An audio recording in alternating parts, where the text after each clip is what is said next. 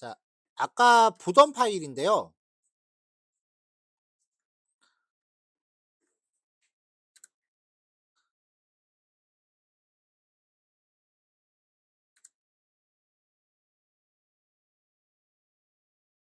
음, 여기부터 내용 수정이 좀 필요해요.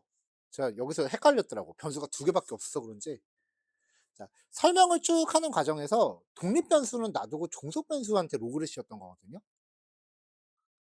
아까 요 예제에서.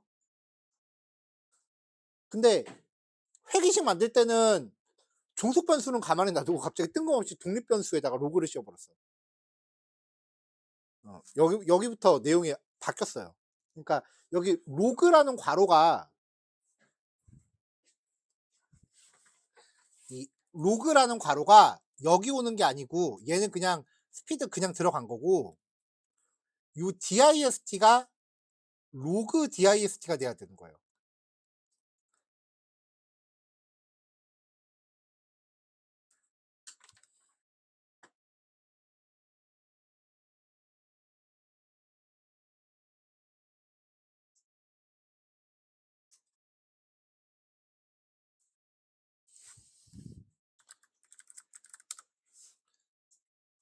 그래서 요 부분부터 새로 들인 파일 보면은 앞부분 코드는 똑같고요.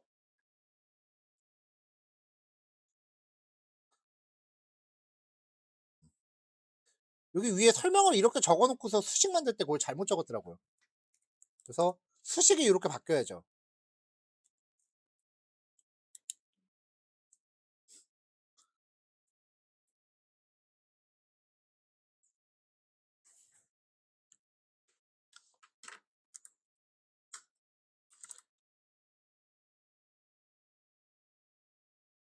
자, 그러니까 여기 설명에 대해서도 스피드가 1 만큼 증가할 때가 잘못됐다는 요게 맞는 거지, 로그 스피드가 1 만큼 증가할 때는 아니죠. 그래서 여기 설명을 다시 작성해 보면 다시 뽑아 봤더니 스피드가 1 증가할 때 로그 dist가 요만큼씩 증가했다. 해석이 이렇게 들어가야죠. 이거 앞뒤가 좀 제가 헷갈려서 잘못했고요. 밑에 코드는 똑같이 들어가요. 분석 결과 시각화 똑같고요.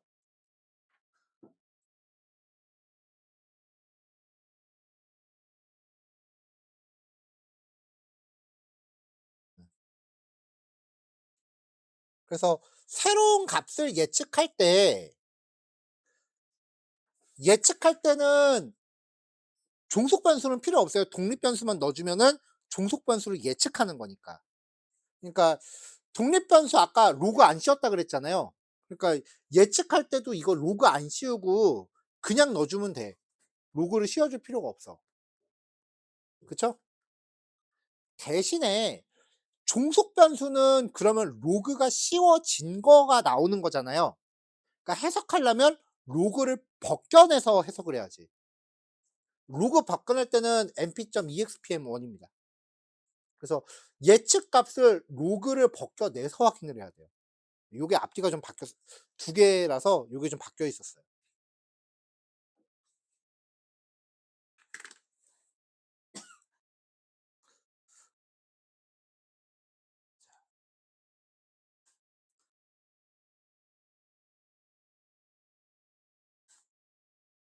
자, 그럼 이제 오전 마지막, 이번에는 다중 선형외기로 가 보자고요.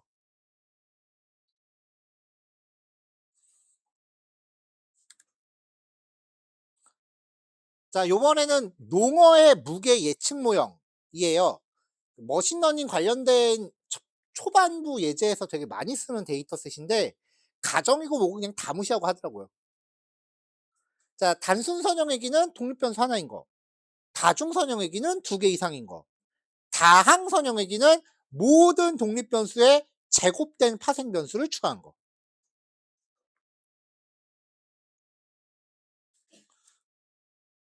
자, 선형외기는 적절하지 않은 변수를 추려내는 과정을 반복적으로 수행해서 최적의 독립변수 그룹을 찾아내는 걸 목표로 하죠.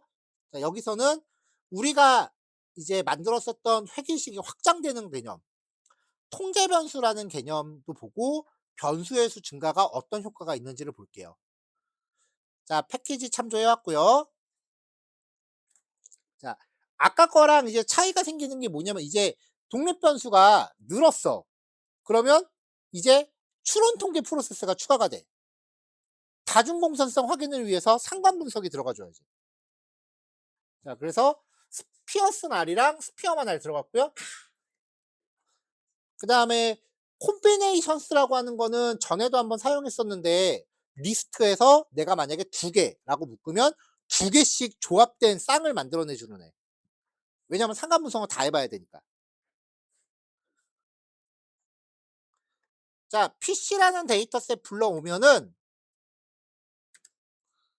이렇게 데이터가 들어와요. 가상 데이터예요.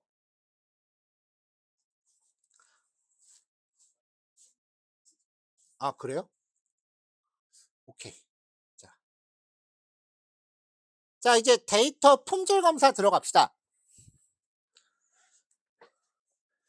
데이터 품질 검사는 원본 데이터를 뭔가 바꾸는 게 아니라 그냥 있는 것 같다 확인만 하는 거죠. 그래서 여기서는 카피를 안 뜨고 그냥 대입을 했어요. 이건 약간 프로그래밍적인 차이인데 카피 뜬 거랑 대입한 거랑 무슨 차이일까? 우리 1개월 차 때 얘기했었어.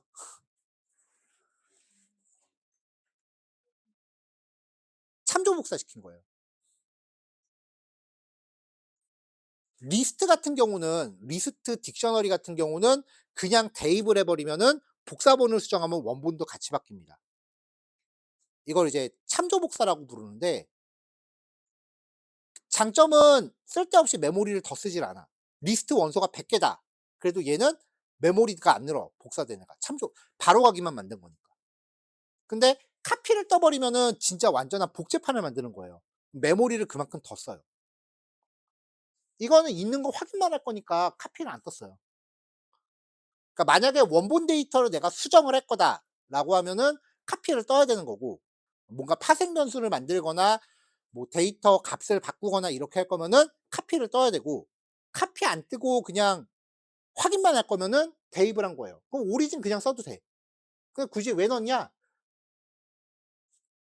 데이터 프레임 이름은 내가 만드는 변수니까 그때그때 변수 이름 다를 거 아니에요. 뭐 df1, df2 계속 이렇게 갈 거 아니야. 그러면은 데이터 프레임 이름이 다르면은 이후 코드들도 맨날 데이터 프레임 이름 맞춰줘야 되잖아. 그래서 요 데이터 프레임 이름이 뭐건 간에 그냥 맨날 똑같이 df라고 복사 떠놓고 시작하면은 밑에 들어가는 얘네들을 안 고쳐도 되잖아요. 그러려고 만들어 놓은 거야. 자, 이제 데이터 품질 검사할 때 일단은 기초 통계량 뽑아요. 그 다음에 해야 되는 거 뭐라고 했었죠? 결측치 확인해야 된다 그랬지. 결측치 개수.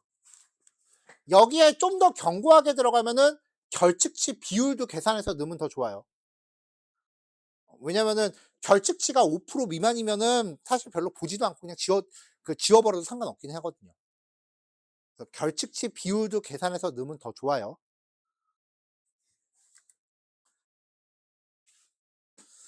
자, 그 다음에 1/4분위수, 3/4분위수 구해서 이상치 구간. 그리고 이걸 통해서 이상치 경계값을 뽑은 거죠. 자, 이상치 경계값보다 작거나 큰 거에 대한 합계를 구해서 개수 추정하고요. 그 다음에 이상치 비율 구해서 데이터 프레임의 추가. 자, 원래 데이터 프레임에서 셀렉트 선택이야. dtypes 데이터 타입에 기반해서 선택을 해요. 근데 원하는 데이터 타입은 뭐야? numpy.number 숫자형 연속형 데이터 프레임만 뽑아내는 거예요. 컬럼만. 거기에 컬럼 이름을 뽑아. 왜냐면 외도 같은 경우는 명목형을 볼 수가 없으니까. 다 반복 돌릴 수가 없잖아. 자, 그래서 돌리면서 외도 확인해서요. 외도 측정 기준 if문으로 나눠서 약한지 중간인지 강한지 측정합니다.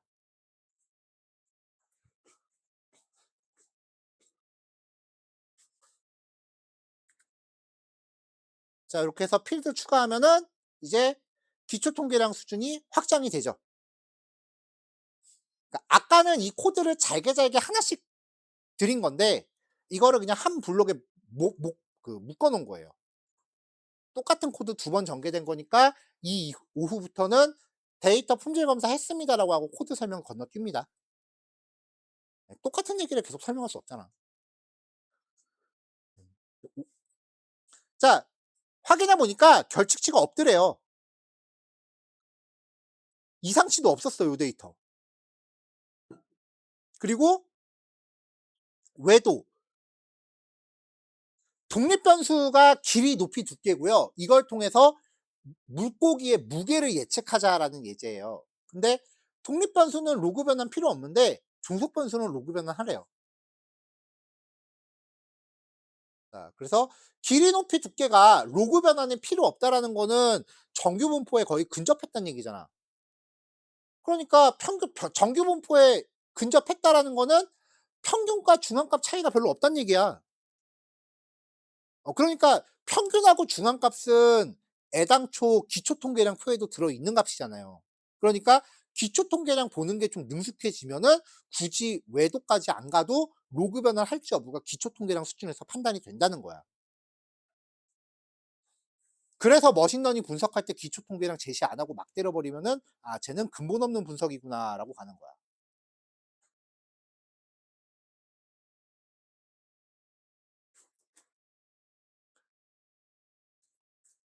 자, 반면 무게 같은 경우는 평균하고 중앙값 차이가 컸단 말이에요. 그래서 이걸 기준으로 꼬리가 오른쪽으로 긴지 왼쪽으로 긴지는 안 중요해, 이건. 꼬리가 있냐 없냐가 중요한 거야. 꼬리가 왼쪽이건 오른쪽이건 로그 변환하기는 마찬가지니까. 근데 오른쪽으로 긴 꼬리라 그러면은 그래도 좀 뭐가 있어 보이지. 그냥 데이터가 비대칭이다라고만 해도 충분합니다. 꼬리 방향 얘기하기 힘들면.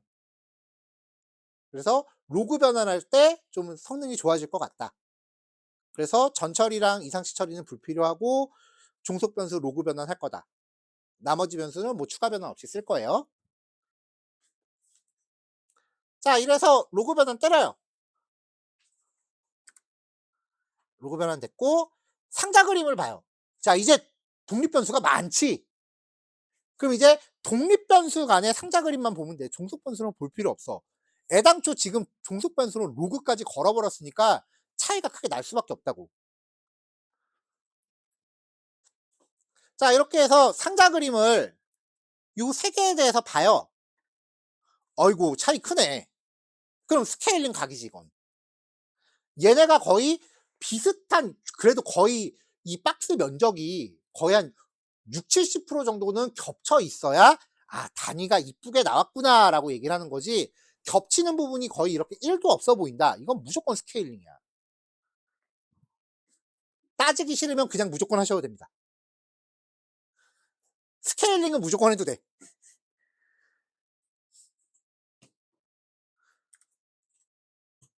자, 그래서 데이터 스케일링을 해요.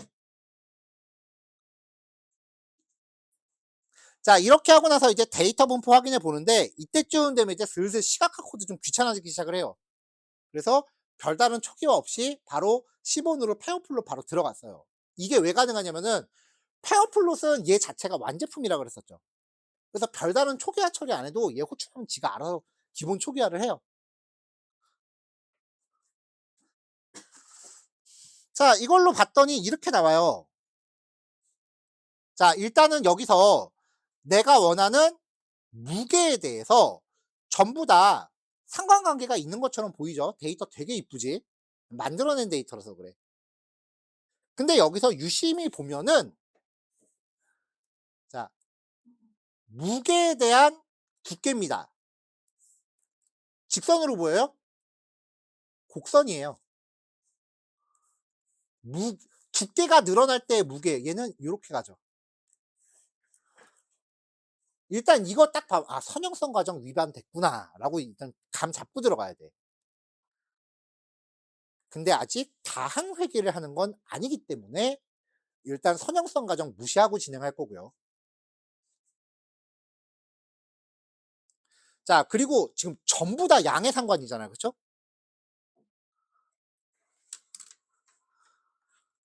자, 모든 변수가 종속 변수에 상관관계가 있는 걸로 보여요. 좀 더 정확한 판정을 위해서 상관 분석을 하면 좋고요. 선형성 가정 충족하지 않는 것 같은데 선형성을 충족한다고 가정하고 진행했어요. 나중에 요 데이터 갖다가 다항 회귀 한 번 더 할 거예요. 자, 그다음에 이제 종속 변수는 뭐 하나 뭐 원래 하나지만 이제 독립 변수가 늘었지. 그럼 이제는 상관 분석 들어가 줘야 돼. 왜냐? 지네끼리 다중공통성 있나 봐야 되거든.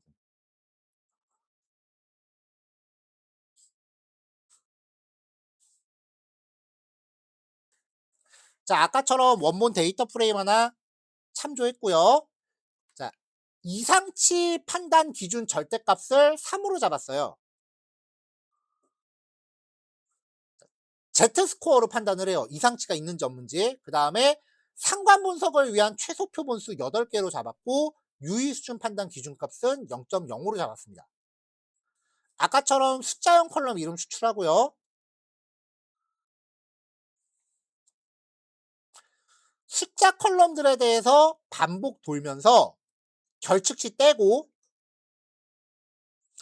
표준 편차가 0이 아니면 걔만 요 딕셔너리에 담아서 실제 값에서 평균을 빼요. 편차죠. 이거를 표준 편차로 나눠. 그럼 이걸 Z스코어라고 합니다. 이렇게 계산하기 싫으면 그냥 Z스코어 함수 쓰면 되기는 해요. 자, 요 값의 절대값이 아까 우리가 정한 기준값보다 크다면 이렇게 나온 거를 이제 그 데이터 타입 변환을 한 거예요. 숫자 타입으로. 이렇게 변환을 하면 그러니까 Z스코어를 구한 게 내가 정한 기준보다 높은 거에 카운팅을 하면 이게 이상치가 있는지 없는지가 나와요. 그러니까 Z스코어라고 하는 게 이상치가 있는지를 판단하는 기준값이야. 자, 그 다음에 이제 숫자 컬럼에 대해서 콤비네이션 2개씩 묶어요. 숫자 컬럼 이름으로. 그러면은 얘가 무게, 아이고, 길이, 두께, 높이인데 편의상 A, B, C라고 합시다. 이게 콜스야. 이걸 2개씩 묶으래. 그러면 A, B, B, C, A, C, B, C 이렇게 만들어진 2차원 리스트를 뽑아줍니다. 파이썬 기본 API고요. 자, 이걸 가지고 반복을 돌면은 얘가 원소 하나하나죠. 자, X, Y는 리스트 5, 10이라고 하면은 구조분해돼서 5가 X에 들어가고 10이 Y에 들어가요. 구조분해도 그 파이썬 파이썬 교재 찾아보시면 내용 나와 있어요. 이렇게 해서 반복 돌면서 요 각각의 원소 이름을 A와 B라는 이름에 담았어요. 자, 각각 데이터에서 일단 결측치 빼고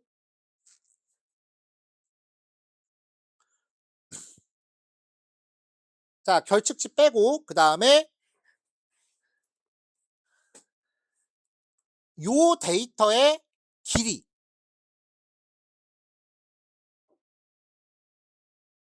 그리고 아까 요 민 n을 8로 잡았거든요. 그래서 관측치가 8개 밑으로는 데이터 너무 적으니까 안 보겠다라고 한 건데 그마저도 데이터 수집이 너무 안 됐다라고 하면은 최소 마지노선은 3이야. 그래서 내가 정한 기준값과 3 중에 더 큰 값. 여기선 8이죠. 자, 데이터의 길이가 8보다 작으면 계산 안 해요. 그러면 계산 안 하고 변수 a와 b 간의 길이는 몇 개고 선형성 모르겠어.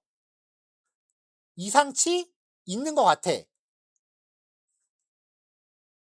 선택은 안 할 거고 상관계수 못 구하고 p-value도 못 구하고 그래서 나머지 값은 다 알 수 없다 라고 그냥 때려 박았고요. continue. 그러면은 데이터 표본의 길이가 충분히 길다면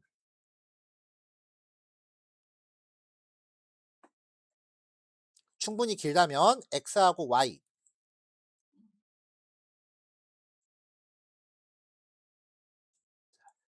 자, 결측치를 빼서 고유값들을 뽑아요. 요 개수가 한 개보다 이하거나 y에 대해서도 이하면.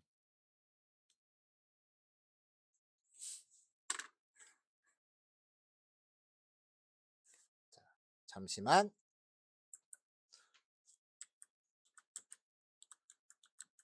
이걸 이 기능을 뭐라고 얘기해야 될지 단어가 생각이 안 나서.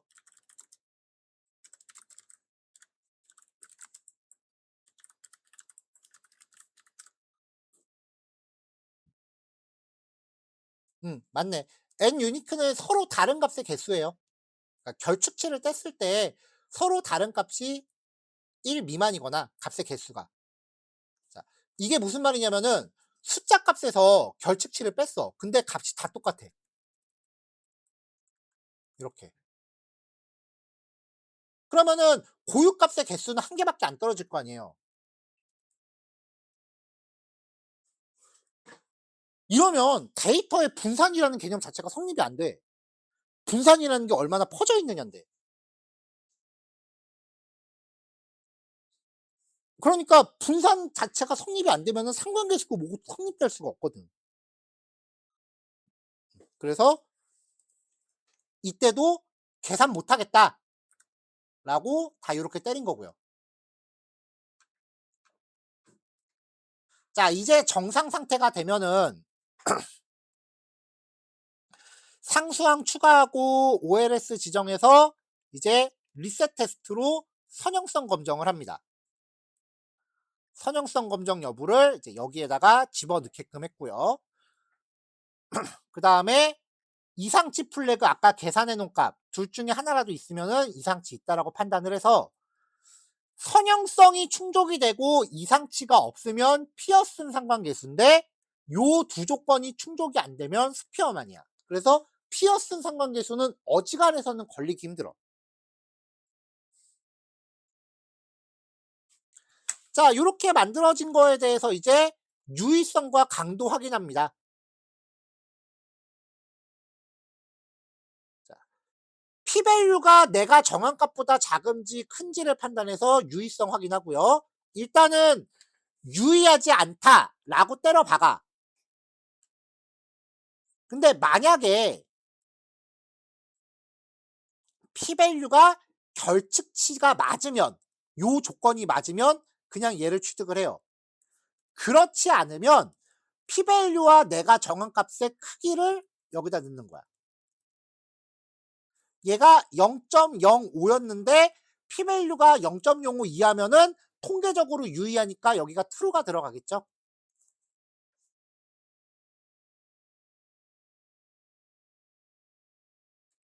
자, 도출된 상관계수의 절대값을 일단 여기다 넣는데 만약에 도출된 값이 없으면 0을 집어넣어요. 그래서 이 값, 그래서 상관계수가 0.7보다 크면 상관성이 매우 높다라고 해석하고요. 0.3보다 크면은 중간의 상관, 0보다 크면은 상관성이 거의 없다라고 해석을 합니다. 그렇지 않으면 상관이고 뭐고 다 필요 없다. 상관계수 판정하는 요 값 기준은 우리 상관분석 얘기할 때 표로 제시했었어요.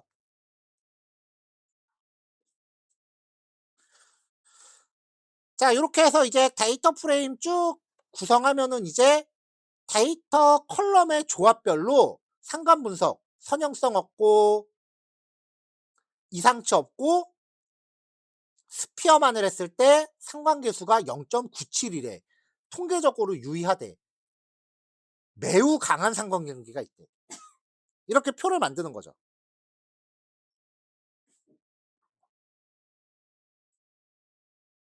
그러면 이제 요걸로 이제 앞으로 상관 분석 계속 갖고 들어가면 돼. 상관계수 히트맵 따위 필요 없어.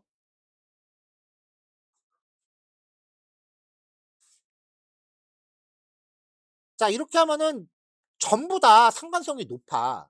근데 각각의 독립 변수 간에도 상관성이 있어요. 이거를 자기 상관이 있다고 하고, 이렇게 자기 상관이 있는 상태에서 회귀 분석을 수행했을 때 그 모형은 다중 공선성이 있다라고 표현을 합니다. 그래서 요렇게 하려면은 그 독립 변수 간의 VIF를 확인해서 다중 공선성 문제를 해결해야 다음 단계로 넘어가는 게 정석인 건데, 지금 이거는 다중공성성 무시하고 진행할게요, 일단. 왜냐면 이거 다중공성성 지우면 변수 하나 빼고 다 지워야 돼. 이게 왜 이러냐면 이거 자체가 그냥 사이클런으로 데이터 값을 만들어내서 이래요. 자, 어쨌건 요렇게 해서 이제 전처리가 쭉 진행이 되잖아요. 그러니까 코드를 짜다 보면 탐색적 데이터 분석이랑 데이터 전처리 과정을 떼어 놓기가 되게 힘들거든요. 어. 그래서 요 단계에서 보고서 쓰기가 되게 힘들어. 왜냐면 보고서에선 분리를 해야 되거든. 그래서 그거는 몇 번 써 봐야 돼, 진짜. 내가 코드로 분석하는 거랑 이거를 보기 좋게 페이퍼로 만드는 거랑은 완전히 다른 능력이야. 좀 여러 번 겪어 봐야 돼. 비슷한 맥락으로 잠깐 딴 얘기인데, 어 프로젝트 주제 선정할 때도 분석을 해본 경험이 있는 경우랑 그렇지 않은 경우는 주제 선정 자체가 달라요. 접근하는 그 생각의 메커니즘이라고 표현해야 되나? 왜냐면 이미 한번 분석을 해 봤기 때문에 주제가 머릿속에 떠오르면 '아, 어떤 프로세스로 가면 되겠다.'라고 분석을 이미 머릿속으로 자기가 가상으로 해 봐. 그럼 이게 되겠다 안 되겠다가 답이 나오거든. 그래서 첫 프로젝트는 주제를 잘 잡고 하는 것보다 뭐라도 잡고 완벽한 프로세스를 한번 굴려 보는 게 더 좋아요. 고기도 먹어 본 사람이 더 잘 먹고 분석도 해본 사람이 더 잘해. 그래서 죽이 되든 밥이 되든 일단 전체 프로세스를 내가 한번 밟아 봐야 돼요.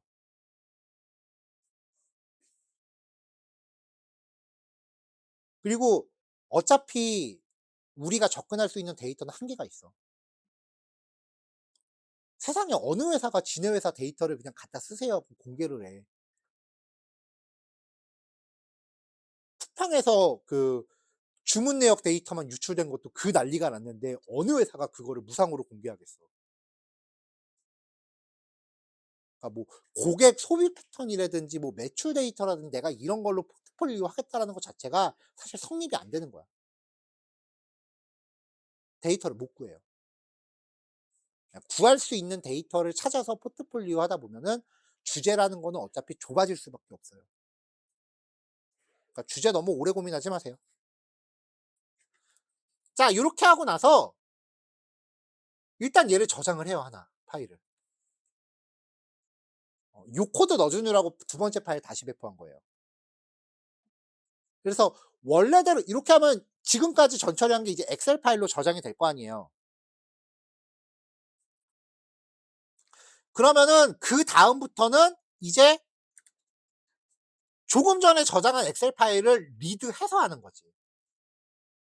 그러니까 실제로 데이터 분석할 때는 여기부터는 애당초 주피터 파일을 새로 만들어서 하면 돼. 그럼 파일이 안 길어지잖아. 단계별로 주피터 파일이 딱딱딱 끊어지잖아요.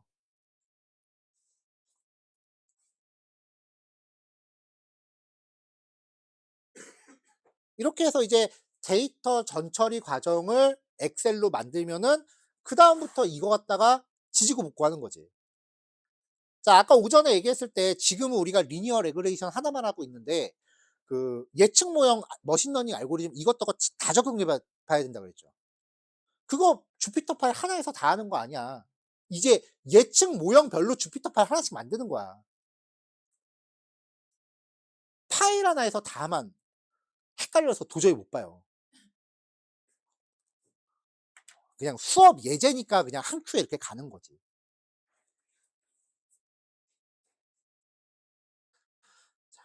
자, 근데 저장된 파일을 읽어오면은 데이터 타입 꼭 확인해야 돼요.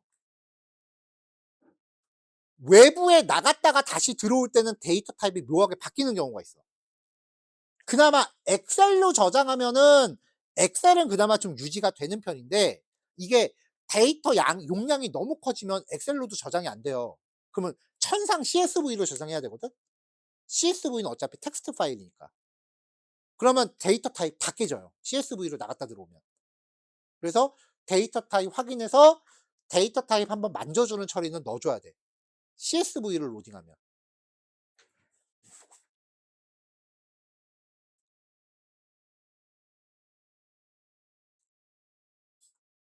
자, 이렇게 해서 이제 데이터 로딩을 합니다. 그러면 이제부터는 또 머신러닝만의 프로세스지. 자, 종속 변수 이름이 무게예요.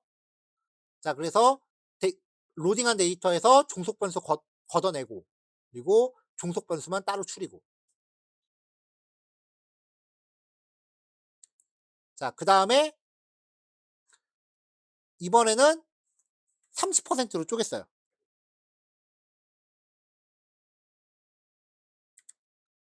자, 이렇게 하고 리니어 레그레이션 만들고 개수, 절편, 설명력 확인했습니다. 설명력이 97%, 98%가 나와, 검증 데이터에 대해서. 사실 이럴 수가 없어. 현실적으로 이럴 수가 없거든요. 네, 더군다나 이거 딱 보면은 '아 이거 망했네.'라고 하는 근거가 있는데 왜냐면은 검증 데이터가 훈련 데이터보다 더 잘 나올 수가 없어, 실제 데이터는. 자, 답 시험 볼 때 내가 정답지를 옆에다 놓고 외우는 게 점수가 높겠어요? 아니면 정답지 없이 푸는 게 문제가 점수가 더 높겠어요? 상식적으로. 정답지 안 주는 게 더 점수 정답지 안 주는 게 더 어려울 거 아니에요. 그러니까 검증 데이터가 훈련 데이터보다 더 잘 나왔다? 아 이거는 얜 망한 거야 사실. 이 상태를 과적합이라고 해요. 과적합이 뭔지는 따로 단원 나가요. 근데 여기서는 그냥 이런 거 무시하고 넘어가자고. 어차피 요 데이터셋은 그냥 리니어 레그레이션이라는 클래스를 쓰는 방법을 얘기하는 거지 뭐 분석 결과에 대해서 논하자는 건 아니니까. 자, 근데 여기서 아까 봤었던 거랑 좀 차이가 생겨요.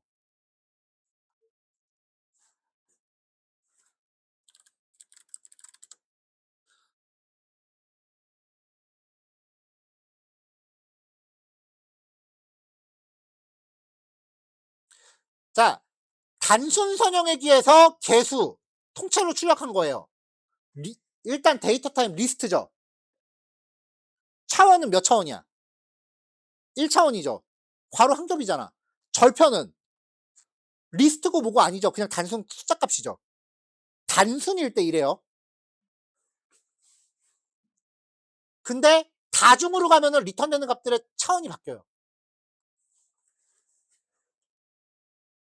개수는 2차원으로 떨어지죠. 절편은 1차원 리스트가 되죠. 그래서 결과값에 접근할 때 코드가 바뀌어. 다행인 거는 단순 선형외기는 웬만해선 전혀 쓸 일 없다는 거고.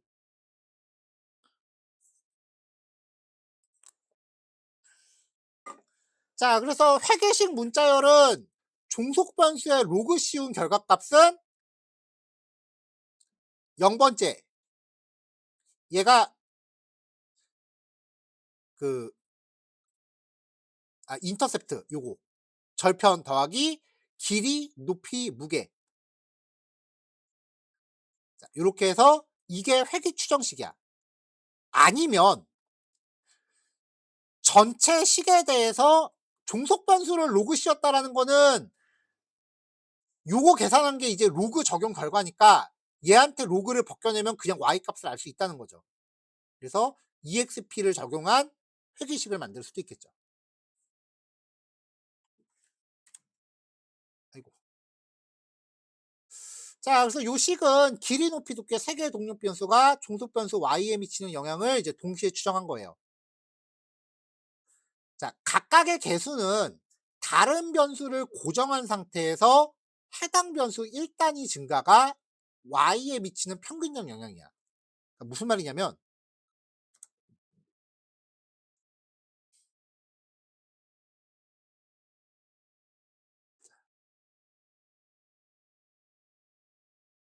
자, 요거를 이제 해석을 할 때 길이가 1 증가하면 길이가 1 증가하면 지금 우리가 최종적으로 예측하려는 게 농어의 무게란 말이에요. 그래서 농어가 길이가 1 증가하면 측정 단위가 센티미터인지 미터인지는 모르겠지만 1 증가하면 전체적으로 무게가 0.82배 변화가 생긴다라고 얘기를 하거든요. 근데 이때 조건이 붙어. 뭐냐면은 높이 두께가 전부 똑같은 애들일 때 한해서야. 높이랑 두께가 똑같은 상황일 때 길이가 1 늘어나면 무게가 요만큼 바뀐다야. 그래서 이렇게 해석을 할 때 이 높이와 두께는 똑같다라는 전제가 있는 상태에서 해석을 하는 거기 때문에 나머지를 통제 요인이라고 부르는 거예요. 나머지를 통제한 상태에서 길이가 1 바뀌었을 때 종속 변수에 영향을 미친다라는 겁니다. 그래서 해석 문장을 작성할 때는 약간 그런 거에 대한 뉘앙스를 좀 주셔야 돼요.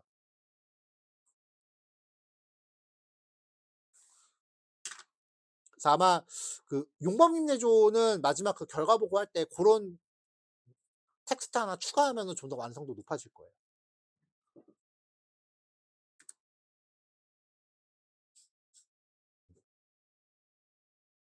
자, 그래서 변수 수가 늘어났다라는 거는 다른 변수의 영향력을 통제한 상태에서 이제 추정이 되는 거예요. 나머지 변수들을 모두 고정한 상태에서 해당 변수만 변경시켰을 때 효과다.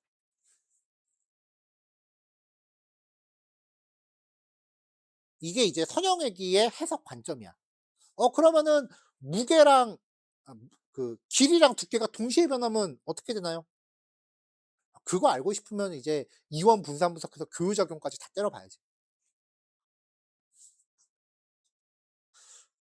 자, 분석 결과 시각화입니다. 길이하고 높이에 대해서 이제 훈련 데이터랑 검증 데이터 똑같이 시각화해 봤어요. 되게 잘 맞추지 얘는. 자, 그리고 가상 데이터 만들어서 스케일링 걸었고요. 근데 여기서 중요한 거. 여기서 중요한 거. 자, 우리 데이터 표준화할 때 스탠다드 스케일러라고 객체 만든 다음에 스케일링 할 때 메서드 이름이 뭐였어? 스케일링 할 때.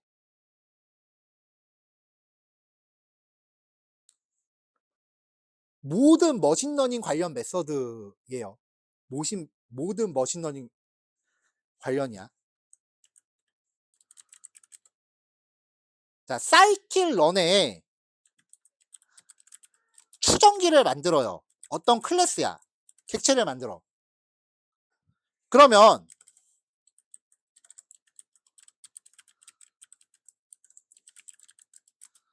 자, 핏 메서드가 있고요.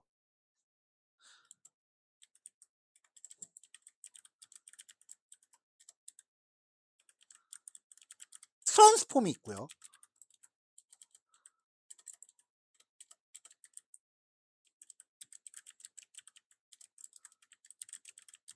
핏 트랜스폼이 있어. 이거 차이 구별 못하면 망해. 자, fit은요. fit은 데이터를 적합한다라고 얘기를 해요. 쉽게 말하면은 학습 규칙을 파악을 해요. 데이터를 학습하기 위한 규칙을 파악하는 거야. 트랜스폼은 그 규칙 기반 하에 학습을 하는 거야. 핏 트랜스폼은 두 개를 합친 거야. 그러니까 규칙도 만들고 규칙 만든 김에 학습까지 한 번에 끝내는 거야.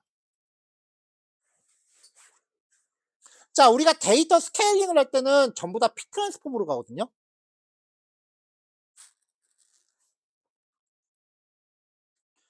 그게 무슨 말이냐면은 데이터를 던져줘서 이걸로 스탠다드 스케일링이 뭐야? 모든 데이터의 그 데이터 편차가 -1에서 1 사이에 오게끔 전부 데이터를 비례식으로 다 만드는 건데, 그러려면은 모든 변수의 몇을 곱해야 -1에서 1 사이로 될지를 다 추정을 하는 거야. 똑같은 값을 곱하는 거거든 다. 그래서 이게 각각의 변수의 몇을 곱해야 -1에서 1 사이가 되는가를 탐구하는 과정이고요. 트랜스폼은 실제로 곱해놔요. 그래서 만약에 여기서 뭐 0.123이 나왔다. 그럼 여기에는 실제로 모든 데이터 0.123을 다 곱하는 거야.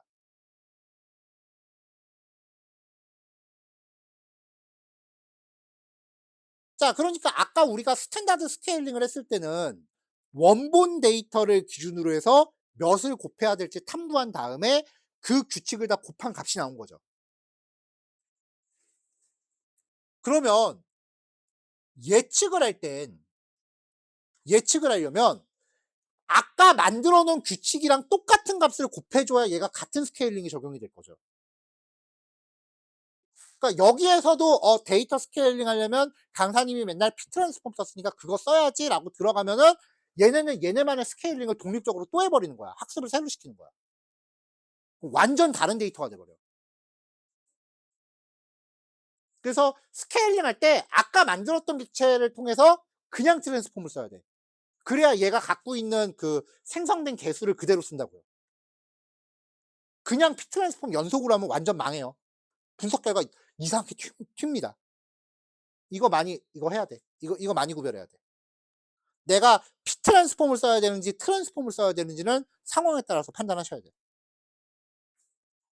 자, 이렇게 해서 데이터 집어넣고 예측해요. 예측한 거는 로그 적용 결과니까 로그 벗겨. 로그 벗기면 실제 무게 추정치가 나오겠죠.